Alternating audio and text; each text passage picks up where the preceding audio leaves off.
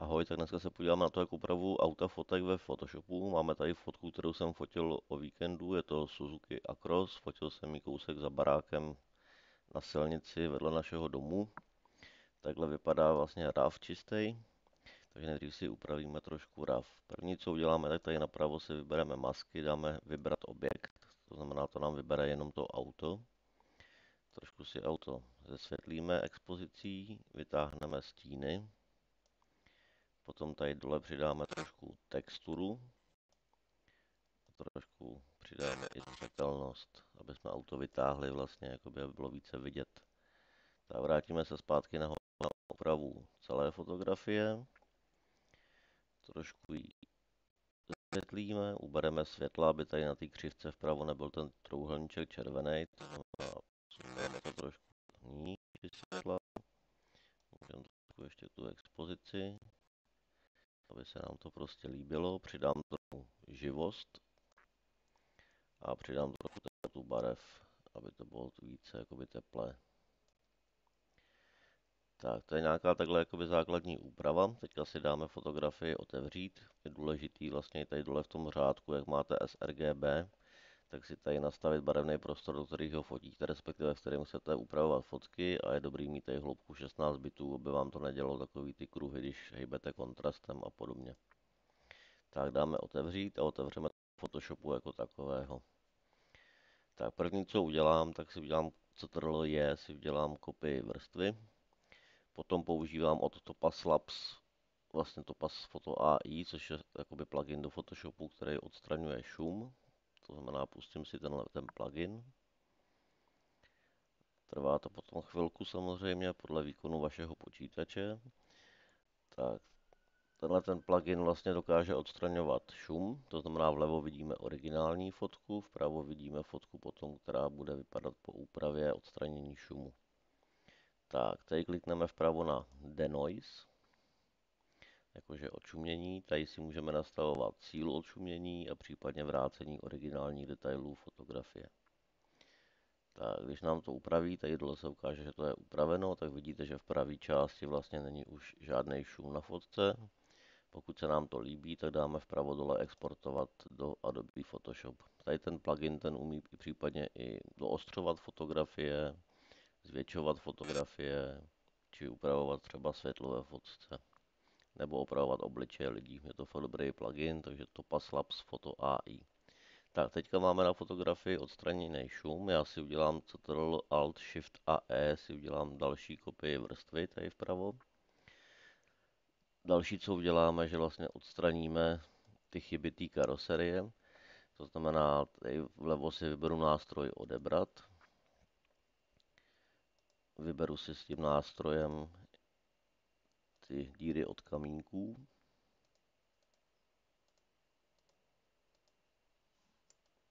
Případně nějaké nedokonalosti, které samozřejmě na každém jsou. Třeba mi tady vadí tady ta tečka ještě, která bude potom táhat za oči. Prohlídneme trošku celou kategorii, celou karoserii. Tady je třeba odřená, jak je vidět. Tady ten nástroj odebrat, on pracuje na základě AIčka, takže on vám pak vlastně dopočítá všechny ty místa, které chcete vyretušovat. Když to nějak máme, dáme tady vpravo nahoře jenom škrtávací políčko odebrat, ono se to přepočítá samo a odstraní se všechny ty vámi vybrané oblasti. Chvilku to trvá, ale vidíte, že všechno zmizelo. Tak, Ctrl 0 si to zase zvětšíme tak, aby to bylo i přes celou obrazovku. Udělám si zase kopii vrstvy Ctrl Alt Shift a E. A teď bych si chtěl na fotce zbavit těch plotů a těch lamp, takže si vezmu zase nástroj odebrat. A tím nástrojem odebrat si vyberu celou tu část fotografie, kterou chci odstranit.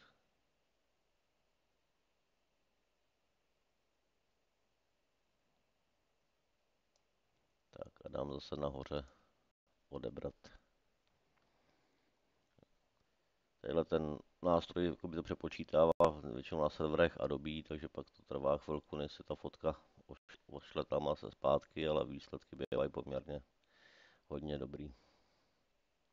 Chviličku tedy vydržíme, než to nástroj odebrat dopočítá a odstraní nám tu vybranou oblast.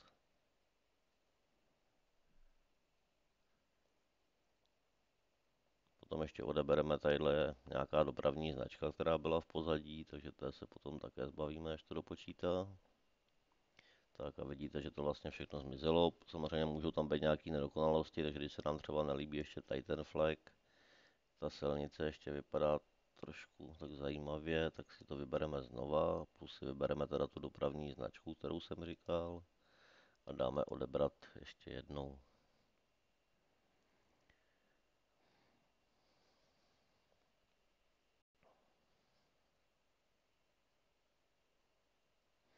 Tak ještě zkusíme tadyhle nějaký, co tady vymyslel, nějaký tady ty drobnosti.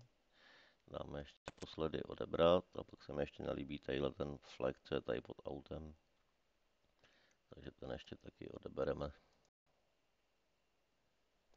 Tak, máme to vyčištěný vlastně od všech věcí, které jsme na fotce nechtěli. Teďka ta fotka ještě má takový nádech do žluta, takže já si otevřu Ctrl Shift a si otevřu zpátky kamera RAW. Tak a tady ve směšovači barev si uberu trošku žlutou barvu. No, vidíte. Přidám trošku oranžový. A přidám trošku živosti ještě. Tak. Tak a takhle máme základně upravenou fotografii čistou, kde bychom případně mohli ještě možná trošku zesvětlit to nebe, co je za tím autem. To znamená, pokud chceme třeba zesvětlit jenom nebe, tak nám zase stačí vlít zpátky Ctrl Shift a do kamery RAW. Tady nahoře si zase přes masky vybrat oblohu.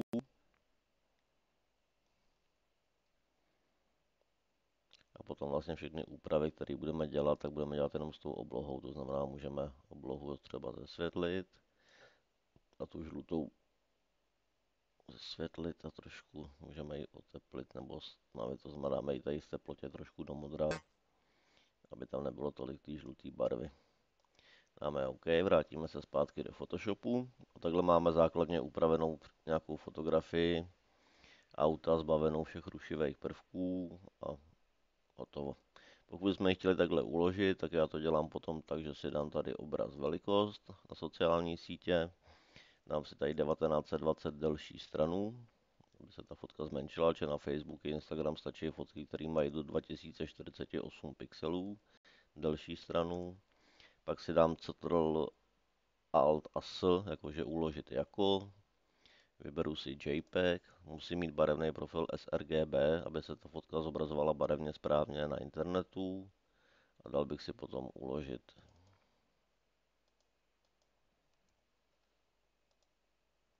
Kvalitu nechávám 9, jde o to, aby ten soubor, ten JPEG potom měl méně než 1 MB, aby už vlastně sociální sítě na něj nešahali a nekomprimovali ho.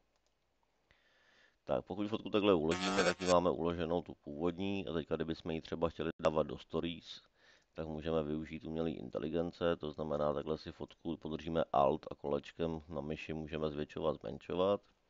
Vyberu si tady nástroj oříznutí, tady si nahoře vyberu poměr 9:16, aby to bylo do storíček a tady si to vlastně roztáhnu, auto můžu dát někam do spodní takhle třetiny a dám tady generovat rozšíření.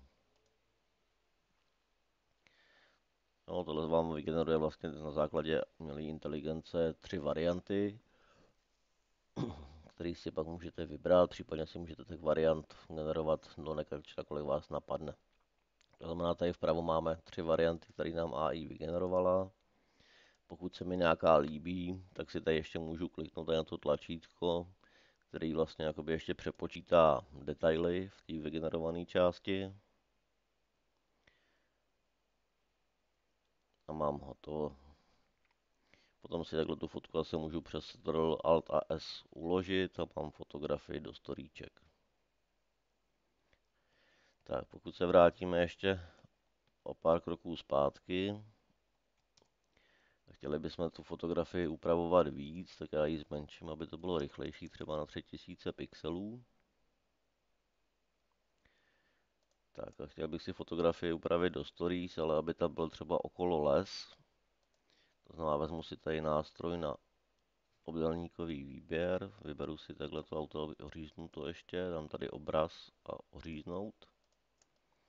abych to měl plus minus okolo toho auta. Pak si zase vezmu nástroj oříznutí, roztáhnu si to, dám to někam takhle do spodní části, třeba to auto, a tady v generativním rozšíření si napíšu třeba European Mountains jako evropské hory, during sunset, jakože během západu slunce, some trees, nějaké stromy. A můžu tady dát třeba water reflection, jakože odraz ve vodě. Tak dáme Enter a zase nám AI vygeneruje vlastně 3 různé varianty. Si chviličku počkáme.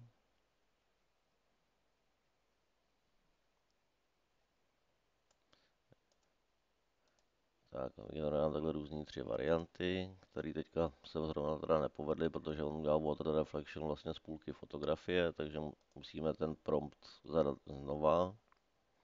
Zkusíme tady napsat, že on the bottom of foto, jakože dole na fotce odraz, a zkusíme to znova. U toho AI je důležité, že musíte zadat správně to, co chcete vygenerovat, což mě se nepovedlo poprvé teďka zrovna, a on potom vám vygeneruje to, co požadujete. Jo, teďka vidíte, že už udělal, že se napsal, že chci odraz jenom dole na fotce, to znamená, vytvořil mi vlastně už fotky, kde je ta voda jenom tady dole.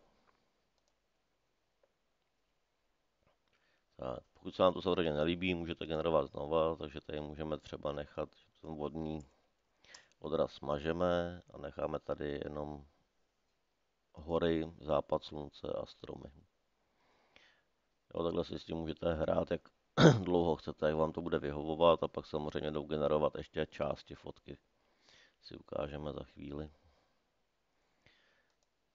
Tak, tady si takhle proklikáme, dejme tomu, že se nám třeba líbí tady ty hory, tak já si tam zase Ctrl Alt Shift a E. A ještě je tady nesmyslný celkem ta tráva před tím autem. Nebo tadyhle nějaký nám vygeneroval nějakou botu, nebo co to je, tak ještě se to můžeme doupravit. To znamená, já si jenom tady vyberu nástrojem na obdélníkový výběr třeba jenom tu botu. Můžu si to případně takhle vybrat celý a dám tady třeba vygenerovat jenom grás, jakože tráva.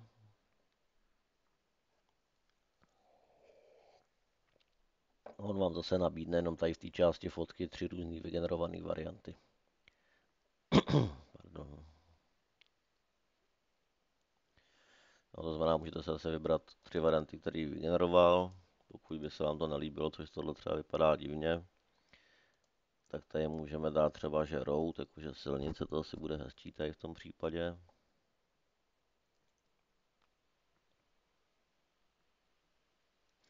A takhle si s těma fotkama vlastně můžete hrát. Jo. Co se týče vlastně jakoby třeba fotek zvířat, který fotím, tak ty takhle neupravuju. A co se týče marketingových fotek, tak tam nevidím důvod, proč to nepoužívat. Tak, to znamená, máme takhle třeba, dejme tomu tu silnici. Dám se zase Ctrl Alt Shift a E. A mám nějakým způsobem takovouhle fotografii. Tak, chtěl bych tam třeba ještě dostat, dejme tomu, nějaký sluníčko, aby tam bylo. To znamená, existují věci, kterým se říká overlays. Jsou to vlastně jakoby třeba různý sluneční paprsky a podobné věci. Když vám ukážu, tady mám třeba stažení, tak takhle máte různý jakoby slunce, který můžete do fotografie přidat. To znamená, dejme tomu, že já si tady vezmu nějaký sluníčko, který by se tam mohlo hodit. Tak, co bychom mohli vybrat, dejme tomu třeba tady tohleto. Jsou to vlastně obyčejný JPEGy, který vlastně tam jenom potom vložíte. To znamená, když potom se nám to stáhne, tak ten JPEG vlastně obrázek jenom vezmete, přetáhnete ho myší vlastně do Photoshopu, on se vám vlastně vloží do té vaší fotografie, můžete si to případně otočit. Roztáhnete to vlastně přes celou fotografii. Pokud bych to chtěl třeba z levého horního rohu, tak si tady dáme upravit, transformovat, převrátit vodorovně. Jak si to plus minus dáte Enter a tady ve vrstvách napravo vyberete závoj. Závoj vám vlastně z toho obrázku udělá jakoby zdroj světla tady v tom případě. Samozřejmě si s tím případně můžete hejbat, jak potřebujete. Tak, dejme tomu, že tam necháme takhle slunce jenom na ukázku. Teďka si udělám zase další vrstvu Ctrl Alt Shift a E a přes Ctrl A si to otevřu zpátky do Photoshopu. Přidám tady trošku teplotu a žlutou a oranžovou barvu, aby to trošku víc sedělo k té fotce. Případně si tady můžeme ještě trošku přidat živost.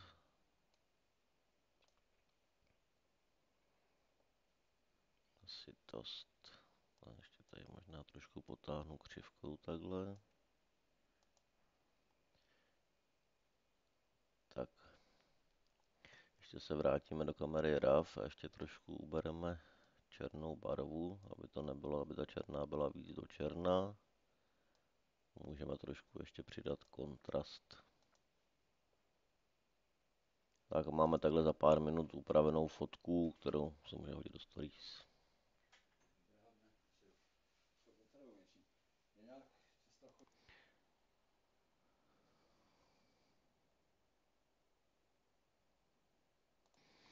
No, to znamená, že máme takhle upravenou fotku, kterou ještě si samozřejmě můžeme zase zmenšit na těch 1920 pixelů delší stranu, aby to bylo na ty sociální sítě. A máme takhle do storíček upravený auto s horama, se sluníčkem, se vším za pár minut. A i pro ty marketingové účely nebo cokoliv není problém. Pokud by se vám třeba nelíbil takhle ten strom, co je nalevo, tak to zase stačí jenom vybrat. Dáte generativní výplň, nemusíte tam ani psát nic. Necháte to jenom přepočítat a generativní AI vám tady dopočítá vlastně ty mraky a ty hory bez toho stromu jako takového. Vždycky napravo vám nabízí ty 3 možnosti, to znamená, můžete si pak z toho výsledku vybrat, co se vám nejvíc hodí nebo sedí, to znamená asi tady v tom případě to druhý.